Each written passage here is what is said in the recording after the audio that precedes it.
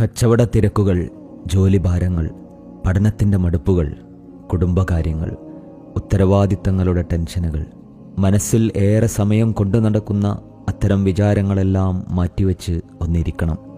ശാന്തമായ മനസ്സിലേക്ക് അള്ളാഹുവിനെ കൊണ്ടുവരണം. അവനെ കൺമുന്നിൽ കാണുന്നതായി തോന്നണം.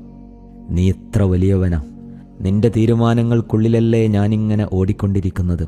നിന്റെ നിശ്ചയങ്ങൾക്ക് മുമ്പിൽ നിശ്ചലമായി പോകുന്ന കഴിവുകളല്ലേ എനിക്കുള്ളൂ. അപ്പോൾ മനസ്സിലെ ഭാരങ്ങൾ ഇറങ്ങിപ്പോകുന്നതായി തോന്നും. അവനെ സ്തുതിച്ചും മഹത്വങ്ങൾ വാഴ്ത്തിയും ചുണ്ടുകൾ തസ്ബീഹും തക്ബീറും തഹ്മീദുമൊക്കെ ഉരുവിട്ടു തുടങ്ങും. മനസ്സിൽ അവനോടുള്ള സ്നേഹം നിറഞ്ഞു തുടങ്ങും.